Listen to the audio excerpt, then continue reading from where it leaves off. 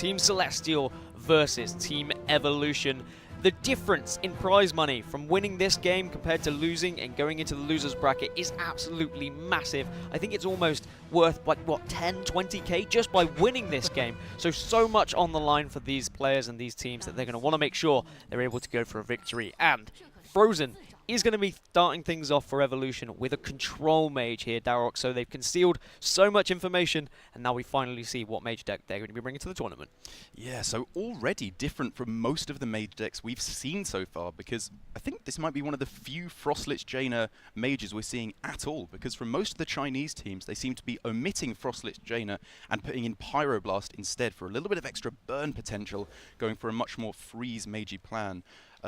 But for Frozen, he is going for what seems to be the kind of more removal-heavy, kind of freeze Frostlich Jaina mage, trying to remove everything that can come down from his opponents in the early game, and then follow up with a tide of water elementals to heal him back to a victory.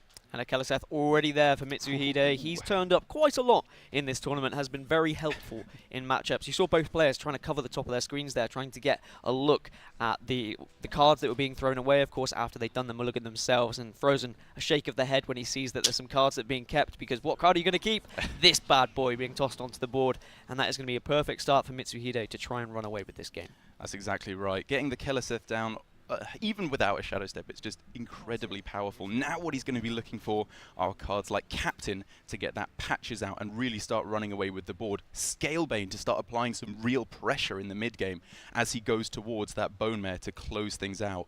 But for Frozen, while he's got a fairly slow early game, the Medivh Valet is not bad at all. He's got some very strong mid-game cards to start pulling this back until he can find the Alexstrasza Medivh or Frostlich Jaina. I mean, that Meteor is going to be extremely important later on if you start to see some big chunky minions come down from Bone Mares, for example, if Lich King turns up.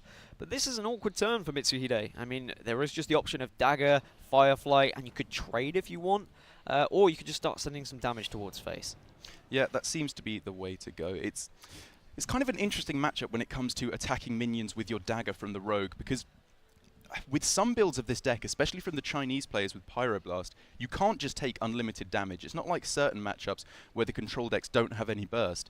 Very often the mage deck wins through exactly burst, through something like Fireball, Frostbolt, Medivh's Valet, firing it all towards your face. So Mitsu taking a slightly more patient line of approach, realizing I can just dagger it on the next turn as well, maybe in combination with an SI7 agent. So much card draw available for Frozen now, so I imagine one of these Arcane Intellect is going to be used to draw 2 more cards. And I mean, his game plan is just remove, get to Frostlich Jaina and survive. And basically, if you get to turn 9 and you're able to drop Frostlich Jaina, you're in such a comfortable spot as the mage. Yeah, I think you're right. And for Frozen here, he's in a more comfortable spot the more I see the cards in his deck, because we see from certain players in this kind of Frostlich Jaina mage, they omit the freeze effects. You don't have Frost Nova, Blizzard, and Doomsayer, and you instead rely on double Polymorph, double Meteor, Flame Strike, all that good stuff to kill things off. But in my experience, this version of the deck has a much better matchup against the Rogue, because once things like the Scalebane and Bone Mare come down, there's often not too many answers to kill off a Doomsayer. You basically say to them, you have to have a Valspine Slayer to get through this. So it's, I think, going to be scaling very well for Frozen in the later stages of the game. An interesting value trade there from Frozen. He did leave himself very open to something like an SI7 agent, but I think he was trying to get value out of his Volcanic Potion in the following turn, being able to clear off any minions that might come onto the board, for example. If something like a Captain had dropped, he would have been able to have the ability to Volcanic Potion, coin, ping, and then be able to clear the board, which he could do here, but maybe a lot of resources for a slightly underwhelming board under the circumstances. Yeah, and now for Frozen, you know, more interesting options. Like you said, took a fairly greedy approach, one might say, sacrificing some of his health total. And, you know, he can do the same thing here. He has the option to completely clear the board with Volcanic Potion, Coin, Ping. But clearly doesn't even think it's worth it here. The 6 damage on board coming to face, he is not afraid of, because we saw in the Mulligan phase there's the Ice Barrier in the deck. Frostlich Jaina, Alexstrasza, a lot of health gain to bring himself back up to a much more respectable life total. And I think I like this. Saving the coin here could be really strong for something like Coin Meteor or Coin into Firelands. Mitsuhide can probably just drop this Scalebane here, which is going to make a very big board. And Maybe the thought process from Frozen here is you can go into Coin Blizzard, you can stall, you can clear off some of these smaller minions, and then you've got a following turn of a Meteor then, in case anything big and chunky is on the board. Yeah. The Blizzard, of course, will deal with Keleseth and the Flame Elemental as well, and that damage going on to the SI7 agent might indicate a chance for Frozen to do that. Alternatively, Medivh's Valet is going to get value if you want it here, but I don't know. I'm quite liking the Blizzard, Darrow. It's a tough one because Mitsu has, you know, made some great positioning around Meteor. Obviously, switching the Keleseth and the Flame Elemental would be perfect, but you're not complaining too much. But still, it looks like Frozen is going to be going for the Blizzard line of play, like you were suggesting, because you have Blizzard into Blizzard, that freeze, that extra damage, maybe even just Blizzard into Meteor to kill off all the minions before the Bone Mare comes down. Looks very strong to me. Yeah, Mitsuhide can play around Meteor positioning, of course, if he wants to here. But, I mean, what are you putting on the board? Are you prepared to sacrifice one of your Valspine Slayers? Is that going to... You're going to need value out of it later? Alternatively, what? Your Swashbuckler you're going to put on the board, see what you can draw.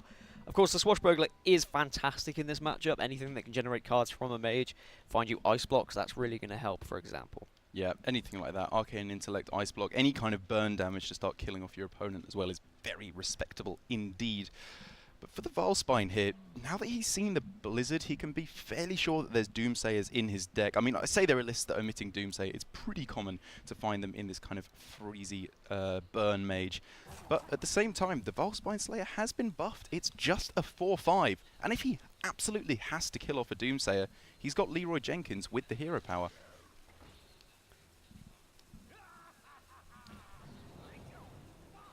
And of course, Mitsuhide trying to position himself around Meteor as well, trying not to be too vulnerable to it. But that second Blizzard from Frozen looks even better now. I mean, you can freeze once again, get rid of some of these smaller minions, and then you've got a Meteor to follow up. Alexstrasza now being in hand as well. It's another defensive option if you need it, but also an aggressive one if you need it as well. Yeah, very true. And looking at Frozen's deck, it seems like he is fairly high on the burn with, you know, the Firelands Portal, also probably indicating Medivh the Guardian is in the deck. So like you said, if the board pressure doesn't mount up too much from Mitsuhide, we could very much expect to see an Alexstrasza on the rogue to start going on the offensive. But I think given that there's the Bone Mare here, there's also the 4-drop that was gained from Mitsu as well, probably a fair amount of pressure coming down. It doesn't feel great using the Bone Mare here, though. You want to get the value out of the extra 4 charge, right? The extra attack. But if you figure there is a way that you can actually survive any AoE from your opponent, then I guess it's worth considering. No Shadow Step found yet for Mitsuhide, so there's not the possibility of Leroy into Shadow Step into Leroy into Cold Blood or something like that. So still needs to do a decent amount of damage to Frozen before he can even think about any lethal opportunities. Yeah, so also going for, I suppose, the best Meteor play here. It's interesting. He puts the the strongest minions on the outside, which seems to be mostly correct. This does allow, though, for the killing of Scalebane and... actually, I suppose it only works out badly because the buff fell on the Valspine. The buff could very well have fallen on the Bone Mare, and then it would have been correct. So yeah, I think from Mitsu, this is the correct play around Meteor, but Frozen does have it anyway, just lets it go, because he's still got fantastic follow-up. Polymorph, if this Bone Mare has another Bone Mare on top of it, or Firelands Portal to take out, develop a minion, start going for Alexstrasza. Some really nice options. So I think he's one off actually being able to pop here, right, with the... Wow. Unless Leroy's buffed up, but I don't think Leroy is buffed up because Leroy's been in hand since the start, as far as I'm aware. Obviously, I can't see it because of the little box, but the SI7 agent can be used with Leroy Jenkins as well. Of course, you've got the Swashbuckler there that's going to do a decent amount of damage, but you're not quite there just yet this turn, but you can get him pretty low. Yeah, you can actually. It's a good point. 11, 14, yep, 1 damage off lethal as I count as well. Going the turn before Frostlich Jaina and Alexstrasza is really nice, but the thing is, going for the Ice Block pop the turn before Alexstrasza or Frostlich Jaina is the most important thing. If they have an Ice Block up going into turn 9, they have a good chance of pulling ahead, and it looks like Mitsu is not going for quite so aggressive of a game plan here. No, I don't think you need to at this point. You can still conceal the fact you have Leroy in your deck. You could try and be able to burst your opponent down before you use Leroy, and then if later on Frostlich Jaina does come out to play, then you still have even more damage in your hand as well to chunk through that armor that she provides you with. And as we can see now from Frozen, the fact that on turn 4, I believe, he didn't go for the Volcanic Potion coin ping is potentially having some pretty big repercussions, because I was saying I liked the fact that he was being a bit more liberal with his health total, allowing himself to be taken down to this low point, and it did allow him coin Blizzard into Blizzard. But he is very susceptible now just to burst damage, going with the Volcanic Potion here, and that is going to allow the Ice Block pop from Mitsuhide going into turn 9. I was just saying how important that is, so it's not looking that bad for Frozen, unless he can clear the board whilst also playing Alexstrasza. This is perfect for Mitsu, though. He can pop it without using the Leroy that's in his hand. He's now got a deckhand there as well. Wow. So that's even more damage. That's, what, 10 damage just coming out from hand. Add your weapon as well. That's 11. So even if your opponent does Alexstrasza back up, you still have those draws, potentially, of Shadow Step to be able to just win that game outright. And I think what it's going to come down to here for Frozen is whether he can clear the board while playing Alexstrasza at the same time. And in order to do that, because you have basically no mana spare when you play Alexstrasza, he needs to have a board.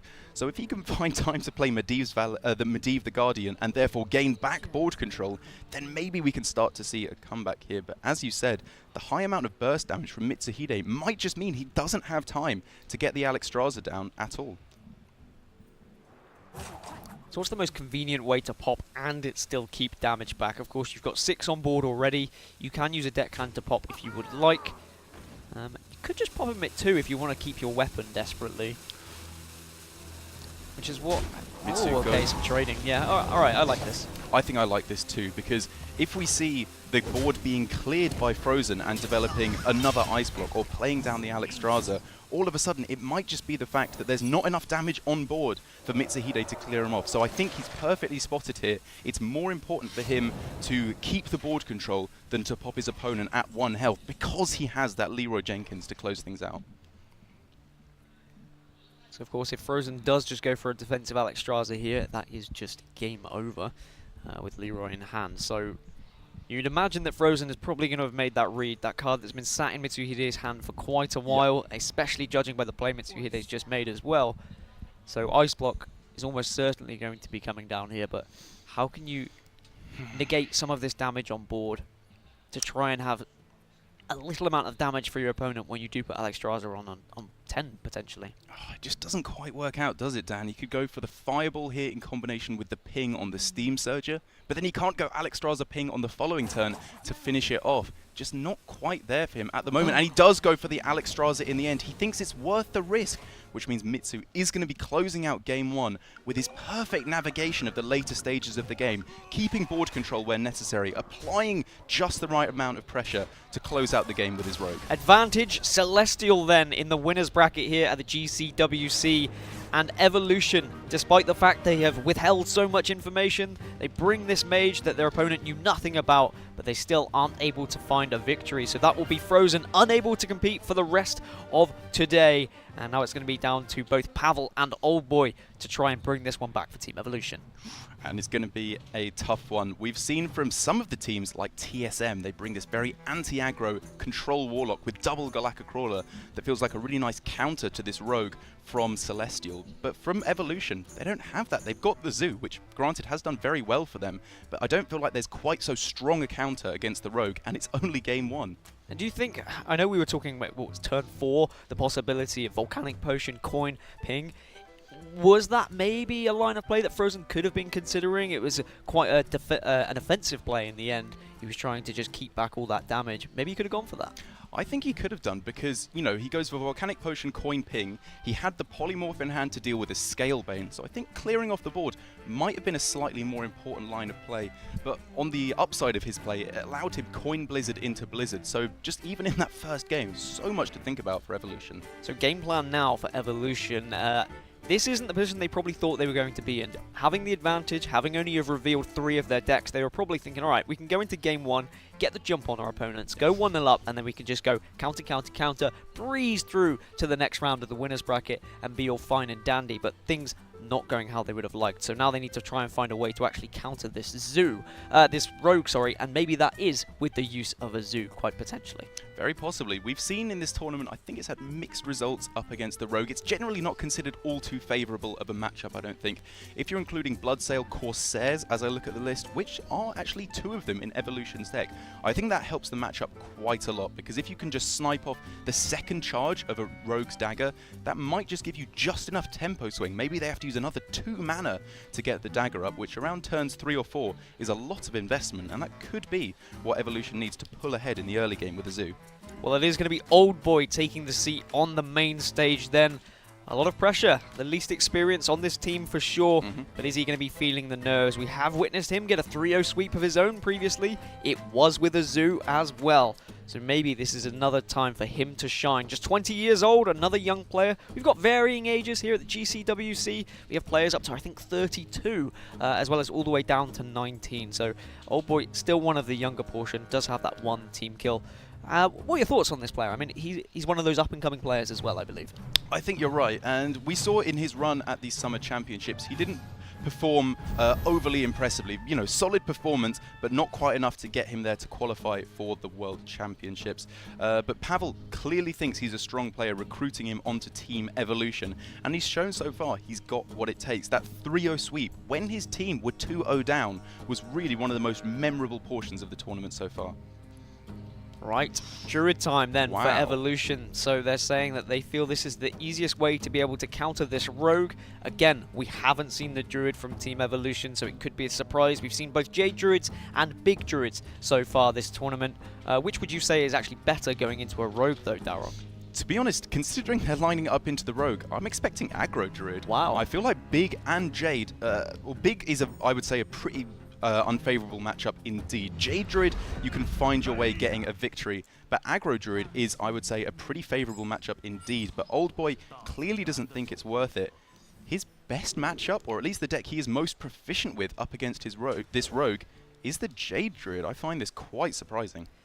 I mean, the Jade Druid can do well against tempo rogues, certainly if you can find that early removal. You can find your spreading plagues, for example. You can find your ramp. Obviously, that's the most important.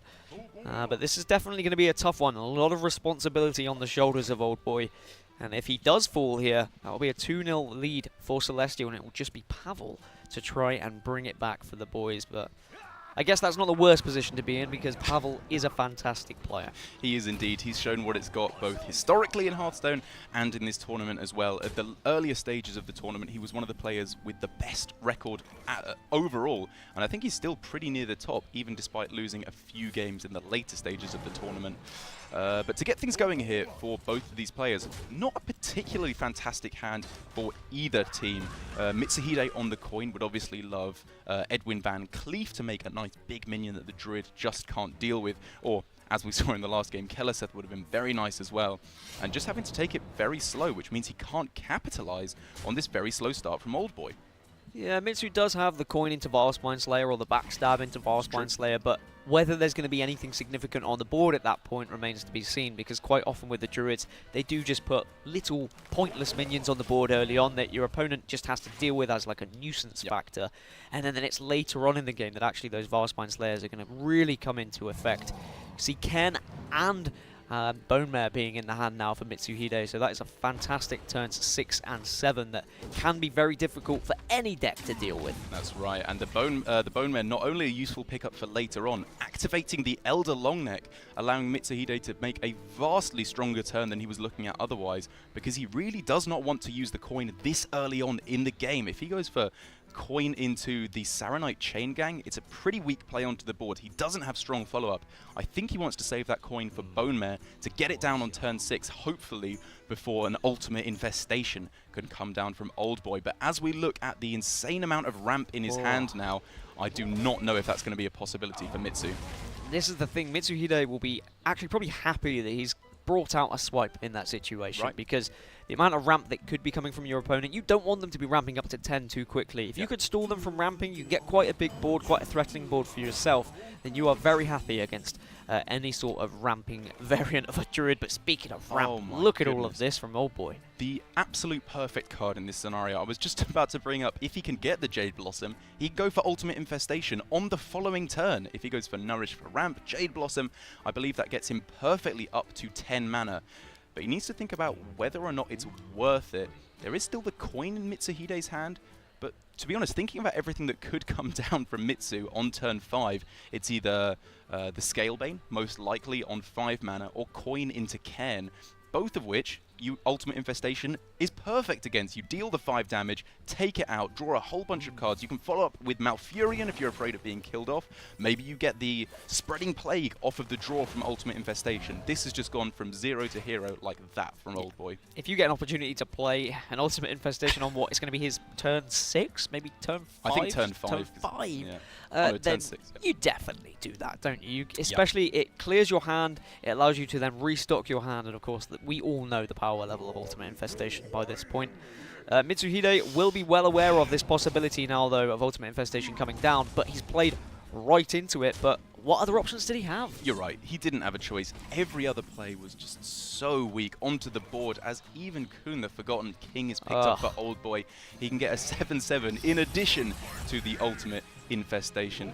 Absolutely ridiculous in terms of power level, and obviously it's not only a strong play onto the board this turn, it opens up turns like this we have coming up. If Mitsuhide goes wide onto the board, we can see a Spreading Plague. If he doesn't, we can just see Jade development from Old Boy. This is going perfectly for him now.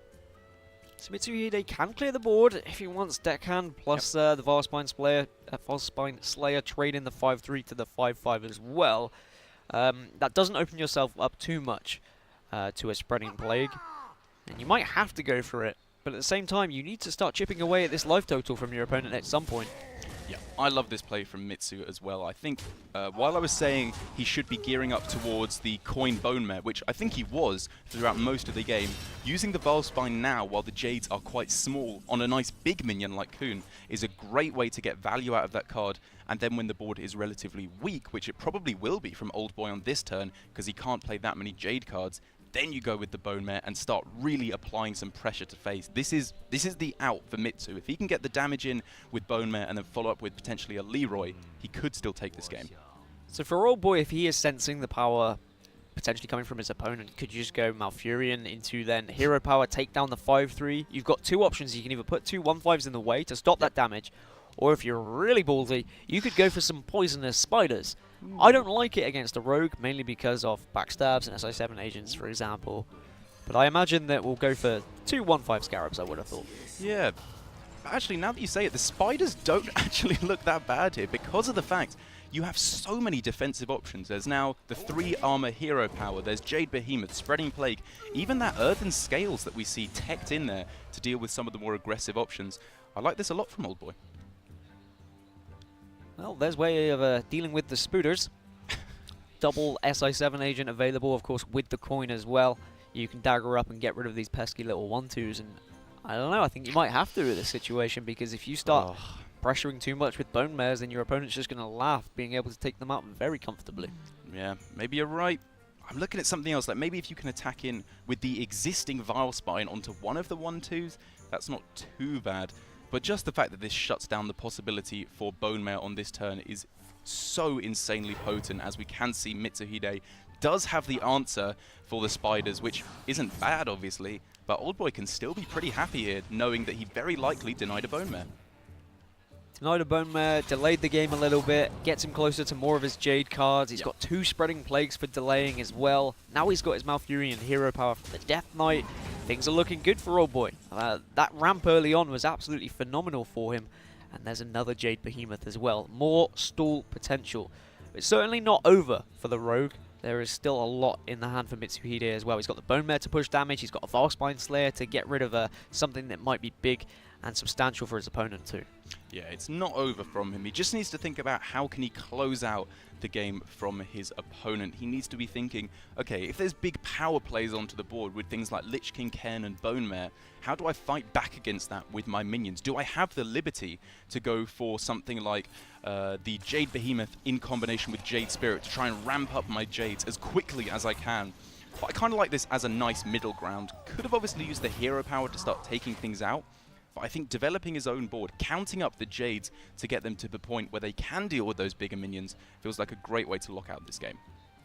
So a Lich King soon for Mitsuhide would be really nice for him. Yeah. Something to be able to generate some extra cards that might be able to make a big swing in this matchup. He does have Cold Blood, so there is the possibility later of Leroy into Shadow Step into Cold Blood to push some extra damage, providing the board is clear from your opponent. But looking at the hand from Old Boy, there is a whole lot of taunt that's going to be getting in the way of any sort of aggression that Mitsuhide tries to remove from his deck. Yeah, even with this very powerful play onto the board from Mitsu, it's just not going to be getting the job done quite yet. From Old Boy, we could see Earthen Scales for obviously a bit of armor, but almost more importantly, the +1/+1 to smooth out these trades so nicely, and then go for, don't know, Jade Behemoth hero power. He can clear off, I believe, everything on this turn, or the vast majority at least, maybe just leaving up the Bone Mare. And then again, it's going to have to be Leroy's Valspine Slayers, maybe the Lich King, to close out this game, of which Mitsu does not have the majority of. No, the Firefly being drawn, whilst it's decent as it can proc the Valspine Slayer, of course, Mitsu needs to be finding some of his late game, but he's had some of his late game in his hand for most of the game. Yep. The Cairn and the Bone Mares. You're looking maybe, what, another Scalebane potentially, but the rest of his deck, he's still got Keleseth in there, still Edwin is in there as well being drawn, South Sea Captain still hasn't been drawn, so all of these pointless low-end minions at this time of the game really aren't going to help you. And there we do see the Cold Blood, and it is only going to be getting more and more pointless as this game progresses, because it looks like Mitsu is basically all but conceded board control at this point, unless he gets perfect pickups, as we keep saying, of Bone Mare or Lich King, and his opponent has basically nothing in hand, which is very unlikely after an Ultimate Infestation. He has lost board control at this point, so Cold Blood will not be getting the job done, as once Old Boy has taken care of board, then he can start going for the armor ups with his hero power and just get out of the range of anything from Mitsu. And it looks like currently the game plan from Evolution has worked out just fine. Yep. Queuing that J-Druid into this rogue. Finding the ramp is of course important. If you can trust that you can find that ramp, then to be fair, you can beat the majority of decks in Hearthstone. If you can get to a turn 6 Ultimate Infestation, that's going to be absolutely nuts. But Mitsuhide doing what he can here with this Valspine Slayer and the Cold Blood to try and clear off as much as possible. Try and break through this wall that Old Boy has set up. I know we've already travelled to the Great Wall this week, and of course all the players came with us as well, but that doesn't mean Old Boy has to set one up of his own. Yeah, nicely done. But he doesn't have to, but to be honest, he probably will. He's got the ability to do so in tremendous fashion with Spreading Plague and the Jade Behemoth once again.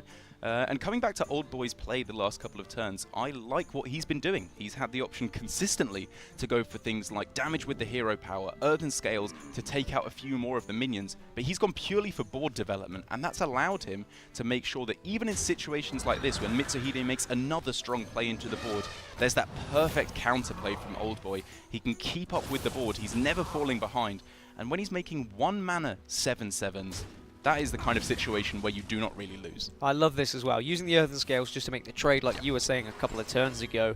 A lot of players would want to keep back the Earthen Scales just to get that extra bit of armor on a big Jade, perhaps, but not these professional players. They know when to hold them, and they know that they need to actually use this damage straight away to make sure your opponent cannot get bored. And a Vicious Fledgling, another whiff, another one of those small cards that Mitsuhide would have liked earlier on in the game.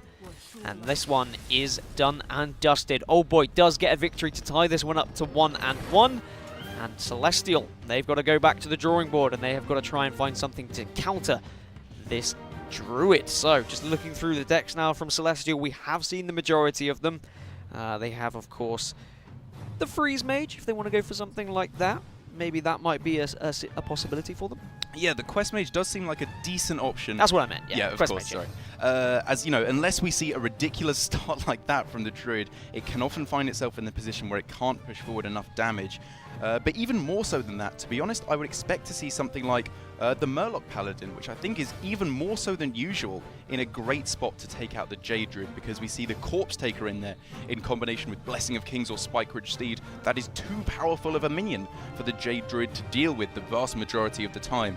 And that's again why it's a very unusual pick from Evolution to go with the Jade Druid last game, because not only is it not particularly favoured against the Rogue, I would say, it's fairly easily counterable from these very board-centric tempo decks. Last time that Celestial did have to face up against Jade Druid, they did queue a Quest Mage into it, and it was Tiddler as well. So this is definitely a possibility, but Tiddler has been an absolutely phenomenal player throughout the years. He did take a slight break from Hearthstone, but now he's back, and he wants to entertain his fans, and I think that's been a beautiful thing.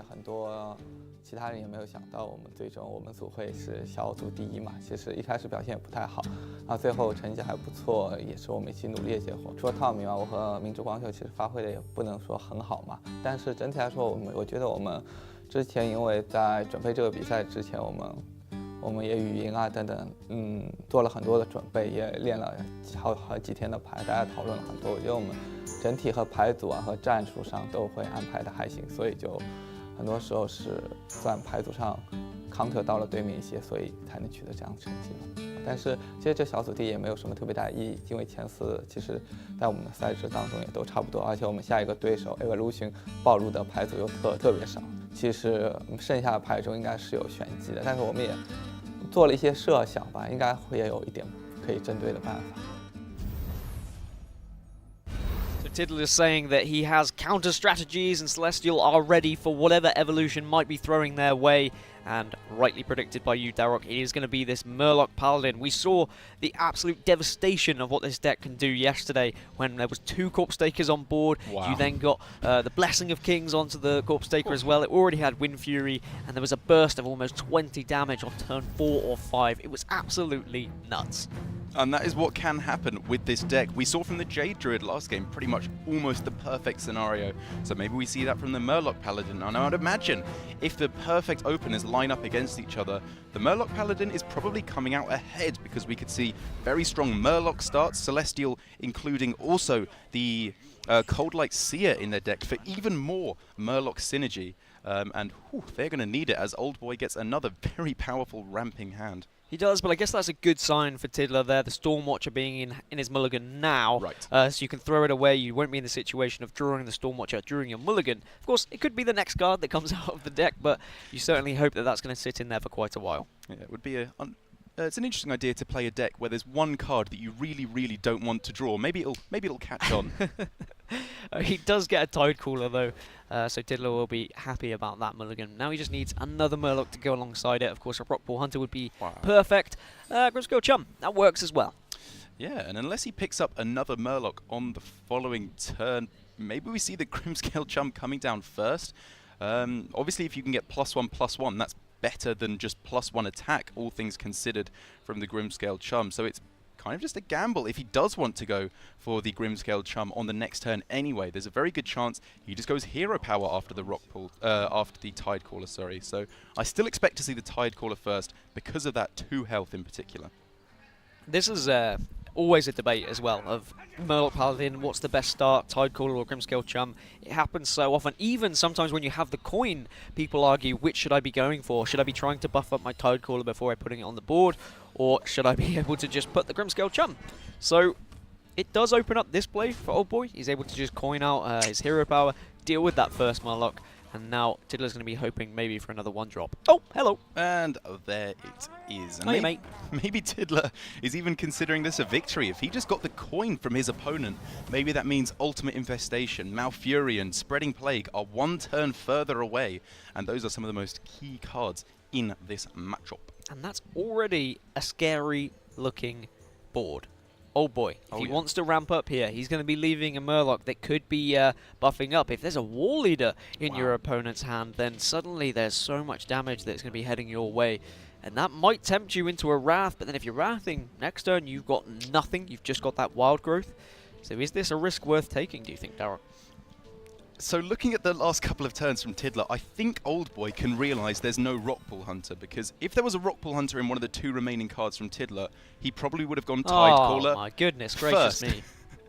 He probably would have gone for the Tidecaller first to give himself a much higher chance of landing the Rockpool Hunter on it on turn 2.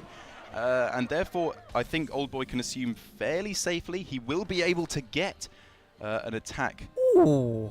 He will be able to kill off the Tidecaller as the first Eater of Secrets of the tournament is picked up. It is, and imagine if Celestial had queued that Quest Mage into this Druid. That would have been the perfect opportunity for Evolution to chew down on a secret, but instead they're looking down, well, a very rusty barrel with some Murlocs in it at the moment that are heading towards them, and you've only got a Swipe or a Wrath to try and deal with this board, but even taking away the Murloc War Leader, that Tidecaller is still doing so much damage. Very scary indeed, and because of that, maybe he goes for the Swipe just because it's the highest mana play, and the hero power afterwards really isn't doing all too much.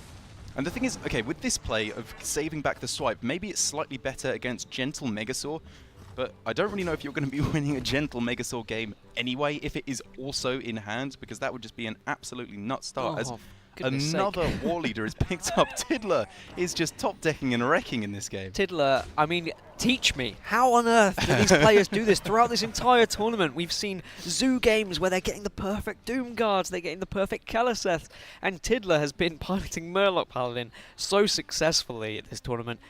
We saw the Corpse Taker disgustingness yesterday, well, a few days ago in the group stages, and now this is so awkward for Old Boy as well.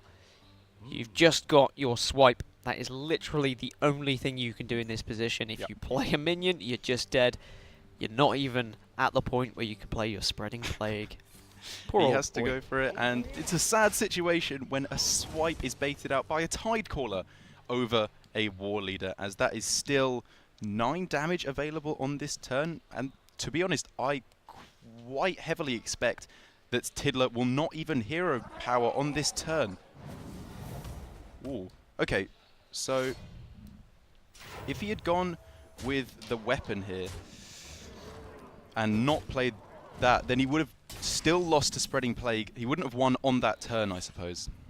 Yeah, I mean, you're opening up, you know there's a possibility of Spreading Plague coming, but at this point, 2-1-5s, any better than 3-1-5s? I guess, yeah. Yeah, I don't know. You're going to have so much mana available in the coming turns. Actually, unless you pick up a Bone Mare as well. This is still looking pretty good from Tiddler, but I would have liked to have seen a much slower turn there. At least consider the benefits of saving back the Murloc there. But I guess at the end of the day, it does still have 3 health, 3 attacks, sorry, to take out some of these Scarabs. And at the end of the day, we all go to bed. So it just gets funnier every time, doesn't it, Dan? Every time. But unfortunately, he can't clear off all of the Scarabs, whereas if he hadn't played the Inquisitor, of course, he could have cleared off both of the Scarabs. And now for Old Boy, yes, okay, he's put one defensive mechanism in the way, but now he needs to find another. And it ain't there, Dan. No. I hate to say it, but the Behemoth on its own, I just don't think is going to be getting the job done after the Bone Mare comes down. But I don't think Old Boy has any choice to go for anything other than that. As he just gives up. He's dead on board anyway. So. Yeah, he concedes, and unfortunately, the counter from Celestial has been perfect, and Evolution have to go back, and now, Old Boy, he's eliminated. Frozen is eliminated. It's down to the current world champion to try and bring this one back for Team Evolution. But what on earth do you go into? What can you try and counter with, but also then win another game with, Darok? Well, from Evolution or from Pavel, we've seen the power of Zoo. Pavel is the last player left. Zoo is far and away his best win rate deck in the tournament. He's played a whole bunch of games with it here. And I believe it does have the ability to beat the Murloc Paladin. And it then also has the ability to beat pretty much the vast majority of what Celestial have left. The Quest Mage is probably a bit too slow. The N'Zoth Control Warrior, perhaps a little bit too vulnerable to the mid to late game of the Zoo. It's going to be a difficult couple of games from Celestial. But Pavel has been quite the personality so far this tournament. There's been laughter, there's been waves, there's been threatening eyes dashed across the room to try and threaten his opponents. But a 10-win and 4-loss win record. Pavel has been quite the player, and I believe we are going to find out a little bit more about it. Absolutely fine for us. and there's no much difference between first and fourth place. It's way more important to hide decks, and we managed to show up only 3 decks of our lineup, while other teams show us way more decks, which is a really high advantage for our team. So yeah, absolutely, it's a great result, and I think we have highest chance of winning the tournament. I think that Team Celestial is probably one of the strongest team in this tournament. They have good players. Mitsuhide is a great deck builder. Tiddler is the guy who got second place in the first Hearthstone World Championship, and Tom is also pretty decent. But I think that we have better strategy, better lineup, and we already beat them in a group stage, even without full potential of our lineup. So I think we have a great chance for beating them, and I just want to say to them to have a good match and play well. I hope you're better at Hearthstone than at ping pong. Pavel is quite the character. He doesn't look like it when you first see him. You don't realise the personality that is behind him. Quite a funny story, when we were on the Great Wall together, we had some people taking pictures with us, obviously because we look a bit different, and of course there's all of that. And Pavel was like, why are they taking pictures with us? Is it because I am world champion? I was like, yes, of course, Pavel. Whatever, mate. It's because you're world champion, and also I'm here as well. I'm just your buddy. In the end, I just became his Instagram husband, actually. I had to take many a photo of him on the Great Wall. I enjoyed it thoroughly, but my hands did not, as they almost froze away. Need the fingerless gloves, man. One day, maybe I'll be able to pick them up. But Pavel is going to be going into this game then with the Warlock, a deck that he has been very proficient with so far in this tournament. We've seen him get the sweeps with it. Maybe he is going to be able to bring this one back for Team Evolution. But that's a pretty nice start for Tiddler here. And actually, the Corpse Taker is pretty influential in this matchup. Yeah, that's actually kind of an interesting one, because one of the main reasons it was theorized as a card you put in the deck originally was because it kind of just stomps all over Pirate Warrior, because you can get the Lifesteal, the Wind Fury, Divine Shield, Taunt. It's all just too much. But considering this is more of a board control deck rather than a pure face aggro deck, I like throwing it away here as, well, how does Tiddler choose to dominate the early game? He's spoilt for choices. Yeah, I didn't realize Mulligan actually read throw away the cards and get the ones you definitely need for this matchup, because it must say that for Tiddler. It seems to work out absolutely perfectly. I mean, War Leader's probably going to come next as well. And then a Mega Sword to close things out. Why not? But I mean, we jest, but actually things have been going pretty well for Pavel when he's been playing these Zoo decks. That's very true. I remember the Brawl into the Doomguard, then the Doomguard top deck to win the game as well. So certainly Pavel is more than happy to go up against a player that also has a little bit of lady luck. So here for Pavel, looking at the options he's got available to him, he knows that one card was kept in the opening hand, and it is the leftmost card, which was not played on this turn.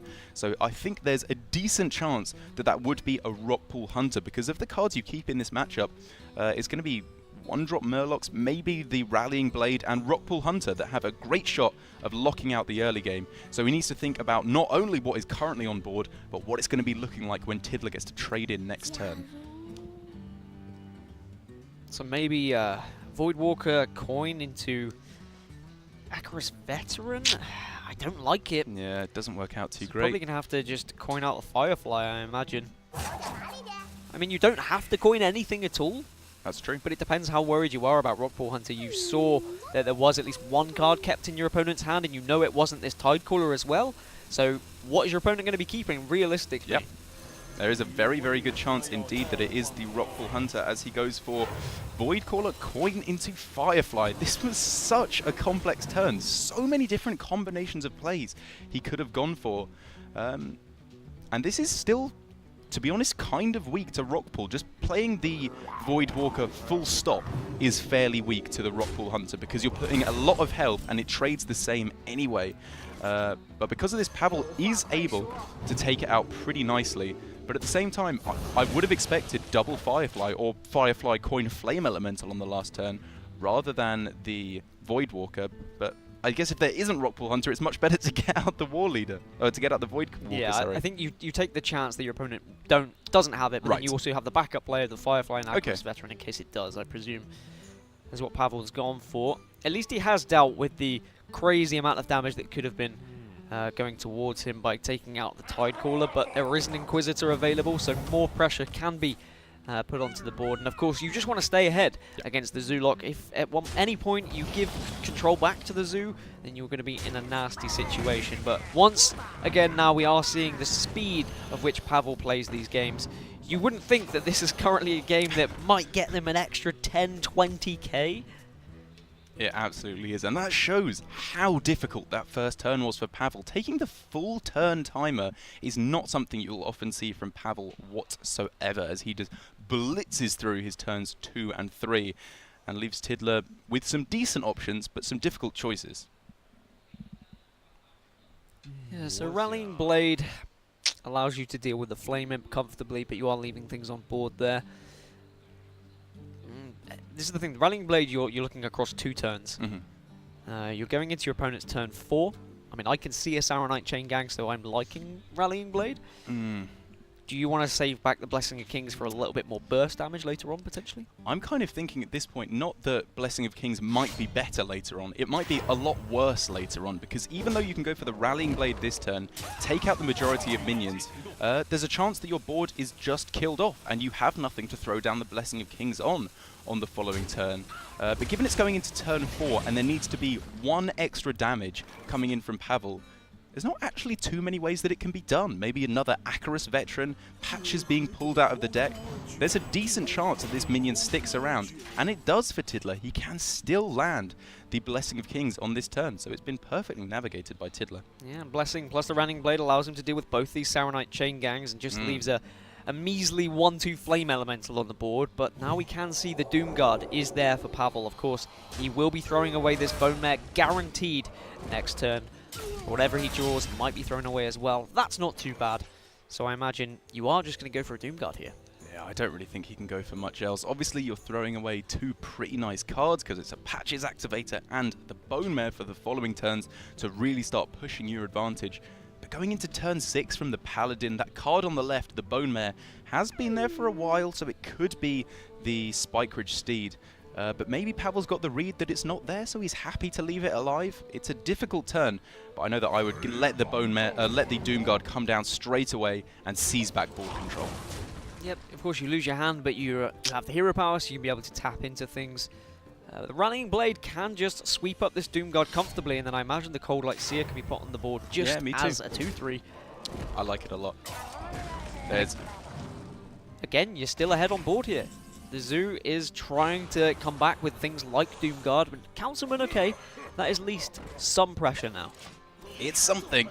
But the Seer coming down on the last turn, allowing the Bone Mare to come down also with a weapon in hand, means that any meaningful minion on the board here can be cleared up.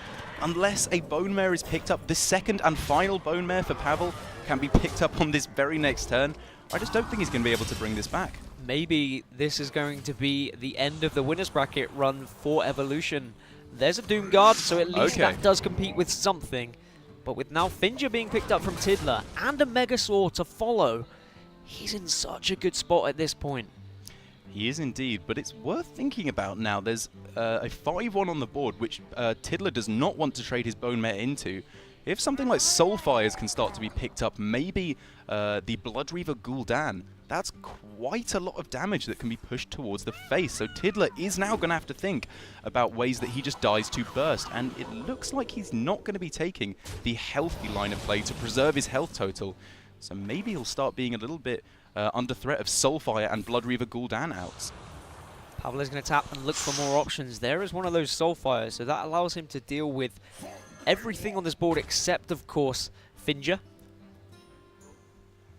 Do you think he goes for that, though, or does he just go for face? If he can bring his opponent down to 10, all of a sudden, Blood Reaver Gul'dan is lethal. Just clearing what he can here. Wow. And it will just be Finger. It does mean that Finger can't activate unless it gets something that actually allows it to activate. And I guess a Blessing of Kings can do that, because, you know, Tidler is just fantastic at getting these cards when he needs them.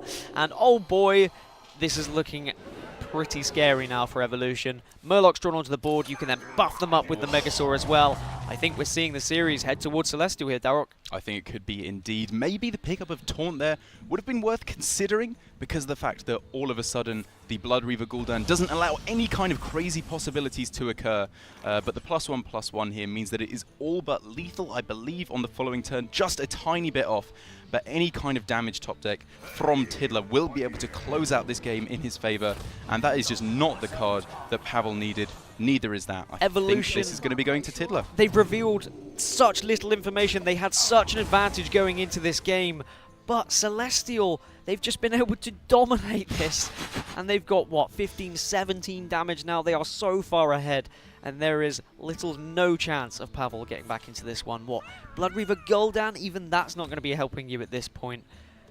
Celestial's been an absolutely incredible performance. Tiddler with this Paladin as well. Okay, yes, he's been drawing perfectly, but there have been some decisions that he's had to make that he has just piloted this deck very successfully here. I would have to agree with you. In particular, the play where he could have gone for Blessing of Kings, but went for the off-mana cost Rallying Blade instead. He knew there was such a good chance his minion would stick around for the buff. And I think it's that kind of play that has led him to a victory, as Pavel can't even get a single win with his Zoo. Incredible stuff for Team Celestial as they take the victory there. Evolution will fall to the losers bracket, so it's not over for them. They still have the opportunity to come back into this tournament, and maybe they'll get another opportunity to take on Team Celestial when we get to those grand finals. The last time they matched up, it was Evolution who had a 3-0 sweep, but now with a little bit more strategy, Celestial, they give a nice wave as they take this one, and they'll be very happy with that one.